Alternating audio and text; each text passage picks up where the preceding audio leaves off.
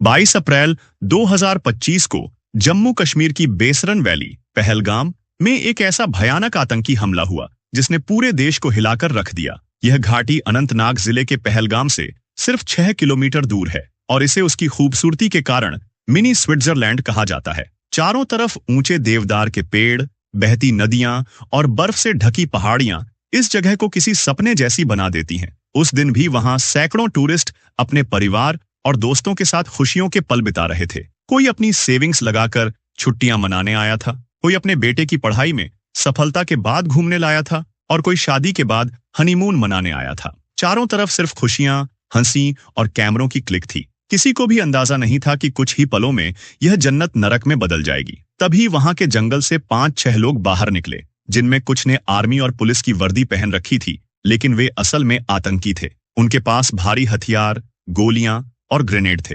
उन्होंने धीरे धीरे घाटी में घुसकर टूरिस्टों पर हमला करना शुरू कर दिया। सबसे पहले उन्होंने शुभम नाम के व्यक्ति को रोका और बंदूक तानते हुए पूछा, तू हिंदू है या मुसलमान? जब शुभम ने डरते हुए हिंदू कहा तो आतंकियों ने उसे गोलियों से भून दिया। उसकी पत्नी वहीं चीखने लगी। शुभम की पत्नी ने आतंकियों से कहा कि मुझे भी मार दो, तो आतंकियों ने उससे कहा, जाओ, मैं तुम्हें नहीं मारूंगा, जाके मोदी को यह सब बता देना। इसके बाद आतंकियों ने बाकी लोगों को भी धर्म के आधार पर मारना शुरू कर दिया। नेवी ऑफिसर विनय नरवाल, जो अपनी नई नई शादी के बाद पत्नी हिमांशी के साथ आए थे, उन्हें भी हिंदू होने के कारण गोली मार दी गई। हिमांशी अपने पति की लाश के पास बैठकर रोती रही। बच्चे चीख रहे थे, औरतें रो रही थीं। लोग जान बचाने के लिए पेड़ों के पीछे छिपने लगे, लेकिन आतंकियों ने किसी को नहीं छोड़ा।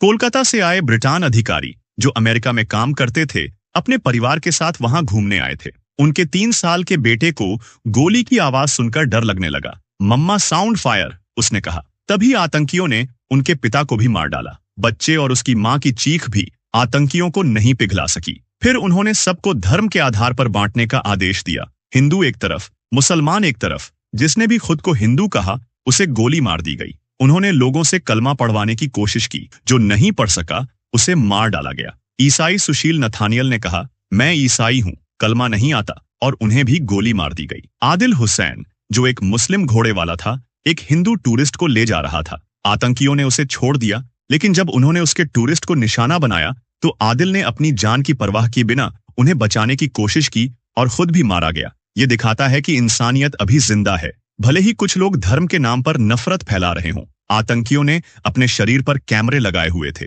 वे इस पूरे नरसंहार की वीडियो बना रहे थे ताकि अपनी कामयाबी दिखा सकें। उन्होंने 300 राउंड से ज्यादा फायरिंग की। उन्होंने एक भी महिला को नहीं मारा, ताकि ये महिलाएं इस दर्दनाक मंजर को देखकर दूसरों तक खबर पहुंचा सकें। इस हमले में 26 लोगों की मौत हुई और लगभग 20 घायल हुए। हमला इतना अचानक था कि वहां कोई सुरक्षा बल मौजूद नहीं था। लोग घंटों तक तड़पते रहे। कुछ लोकल कश्मीरी मदद के लिए आगे आए, लेकिन बहुत से लोग बस तमाशा देखते रहे। काफी देर बाद सीआरपीएफ के कमांडिंग ऑफिसर राजेश कुमार को नीचे आते लोगों से खबर मिली। उन्होंने तुरंत एक्शन टीम को खबर दी और खुद मौके पर पहुंचे। टीम को पहुंचने में 40 मिनट लगे। वहां छिपे घायल लोगों को देखा और 3 को हेलीकॉप्टर से अस्पताल भेजा गया, जिनमें से एक ने रास्ते में दम तोड़ दिया। बाद में सेना और पुलिस भी पहुंची और रेस्क्यू ऑपरेशन चलाया गया। लेकिन टूरिस्ट इतने डरे हुए थे कि उन्होंने सीआरपीएफ जवानों को भी आतंकी समझ लिया, क्योंकि आतंकी भी वर्दी में थे। एक महिला तो रोते हुए कहने लगी, प्लीज मेरे बच्चे को मत मारो,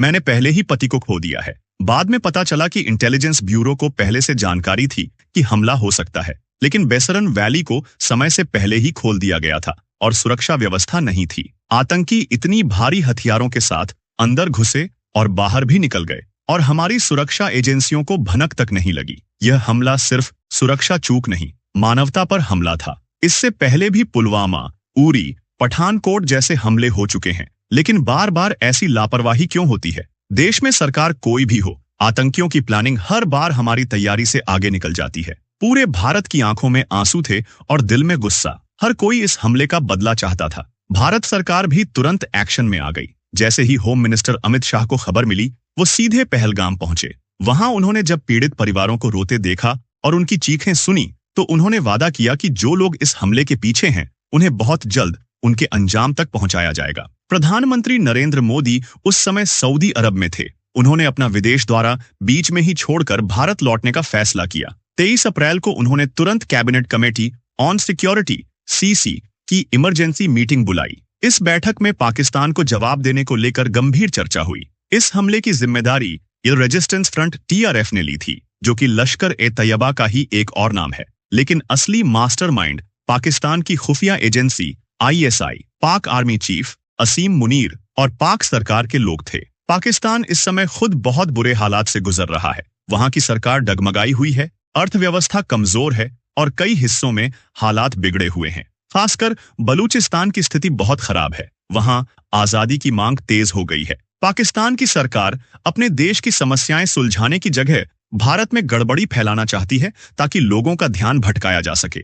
जम्मू कश्मीर में धारा 370 हटने के बाद टूरिज्म बढ़ा, लोग खुशहाल होने लगे। यही चीज पाकिस्तान को बर्दाश्त नहीं हुई। वो नहीं चाहता कि कश्मीरी युवा काम करें, खुश रहें और आतंक की राह छोड़ दें। इसलिए उसने आतंकियों से हमला करवाया। इस हमले में लोगों को उनका धर्म पूछकर मारा गया ताकि हिंदू मुस्लिमों के बीच नफरत फैलाई जा सके। पाकिस्तानी सेना प्रमुख असीम मुनीर ने कुछ दिन पहले ही कहा था कि हम हिंदुओं से अलग हैं और बच्चों को यही सिखाना चाहिए। इससे पता चलता है कि पाकिस्तान का मकसद सिर्फ नफरत फैलाना है। भारत सरकार ने इस बार ठान लिया कि अब कड़ा जवाब दिया जाएगा। CC की मीटिंग में कई बड़े फैसले लिए गए। 1. इंडस वाटर ट्रीटी को सस्पेंड कर दिया गया। ये वो समझौता था जिससे पाकिस्तान को भारत की नदियों का पानी मिलता था। 2. अटारी बॉर्डर चेक पोस्ट बंद कर दी गई, जिससे व्यापार रुक गया। 3. सार्क वीजा स्कीम को रद्द किया गया। 4. भारत में मौजूद पाक नागरिकों को 48 घंटे में देश छोड़ने का आदेश दिया गया। 5. पाक हाई कमीशन के कई अधिकारियों को भारत छोड़ने को कहा गया और वहां काम करने वाले पाक स्टाफ की संख्या भी कम कर दी गई। साथ ही पाकिस्तान के YouTube चैनल, क्रिकेटर्स और सोशल मीडिया अकाउंट्स को भी भारत में बैन कर दिया गया। प्रधानमंत्री मोदी ने बिहार की एक रैली में कहा कि हमले की साजिश रचने वालों को ऐसी सजा मिलेगी जो उन्होंने सोची भी नहीं होगी। इसके बाद NIA ने जांच शुरू कर दी और सुरक्षा बलों ने आतंकियों को पकड़ने के लिए सर्च ऑपरेशन शुरू किया। कई आतंकियों को गिरफ्तार किया गया और उनके घरों को भी ध्वस्त किया गया। इस दौरान एक BSF जवान शहीद भी हुआ। TRF ने डर के मारे अपनी जिम्मेदारी से पीछे हटते हुए कहा कि हमारा अकाउंट हैक हो गया था। पाकिस्तान के प्रधानमंत्री ने भारत से माफी के अंदाज में सहयोग की बात कही, लेकिन इस बार भारत ने 2016 जैसी गलती नहीं की। उस वक्त भारत ने पाकिस्तान को जांच के लिए आने दिया था, लेकिन पाकिस्तान ने जवाब में कुछ नहीं किया। अब जब भारत ने सीधा और सख्त रुख अपनाया तो पाकिस्तान घबरा गया। उसने शिमला एग्रीमेंट तोड़ दिया और अपने एयर स्पेस को भारतीय विमानों के लिए बंद कर दिया। भारत को पता है कि जब तक पाकिस्तान के कब्जे वाला कश्मीर POK उसके पास रहेगा, तब तक आतंकवाद नहीं रुकेगा। POK में ही आतंकी ट्रेनिंग कैंप चलाए जा रहे हैं। वहीं से आतंकियों को भारत में भेजा जाता है। भारत ने पहले भी सर्जिकल स्ट्राइक और एयर स्ट्राइक की है, लेकिन अब भारत सरकार यह मान चुकी है कि जब तक POK भारत में शामिल नहीं होगा, तब तक आतंकवाद खत्म नहीं होगा। हालांकि POK को वापस लेने में कुछ मुश्किलें हैं, जैसे कि अगर भारत एक तरफा कार्रवाई करता है तो UN बीच में आ सकता है। चीन पाकिस्तान का समर्थन करता है और वो भी दिक्कत खड़ी कर सकता है। भारत को इस मुद्दे पर बहुत सोच समझकर कदम उठाना होगा, लेकिन जिस तरह से अब भारत सख्ती से काम कर रहा है, उससे लगता है कि बहुत जल्द कोई बड़ा कदम जरूर उठाया जाएगा। अगर आपको हमारी जानकारी पसंद आई हो तो वीडियो को लाइक, शेयर करें और चैनल को सब्सक्राइब जरूर करें।